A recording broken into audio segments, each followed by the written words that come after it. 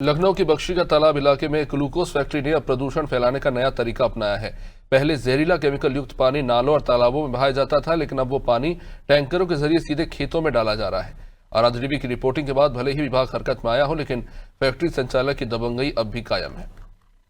पुरुषोत्तम glucose factory पर प्रदूषण फैलाने का आरोप। मामले के तूल पकड़ने के बाद हरकत में आया प्रशासन।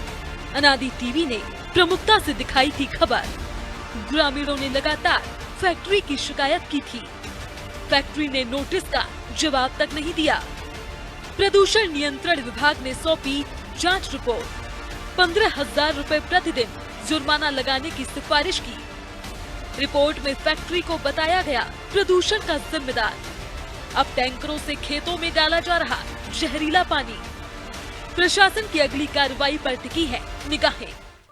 लखनऊ के बख्शी का तालाब क्षेत्र के पहाड़पुर गांव में स्थित पुरुषोत्तम ग्लूकोज फैक्ट्री पर लंबे समय से केमिकल युक्त पानी बहाने के आरोप लगते रहे हैं। अब ये काम नए तरीके से हो रहा है।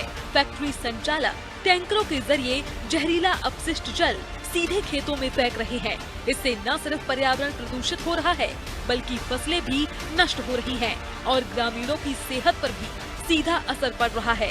खबर प्रमुखता से दिखाए जाने के बाद प्रदूषण नियंत्रण विभाग ने फैक्ट्री को नोटिस जारी किया और क्षेत्रीय अधिकारी जेपी मौर्य ने अपनी जांच रिपोर्ट में लिखा कि फैक्ट्री लगातार पर्यावरण को नुकसान पहुंचा रही है।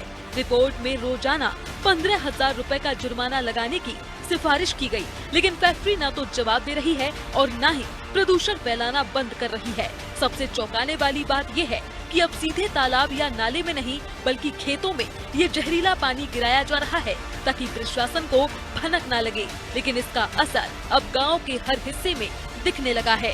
खेतों में फसलें सूखने लगी हैं और पशु पक्षी भी बीमार हो रहे हैं।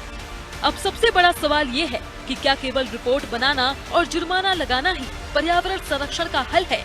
अगर प्रशासन ने इस बार भी सख्ती नहीं दिखाई, तो यह जहरीला खेल सिर्फ खेतों तक सीमित नहीं रहेगा, बल्कि लोगों की सेहत पर भी इसका असर पड़ सकता है।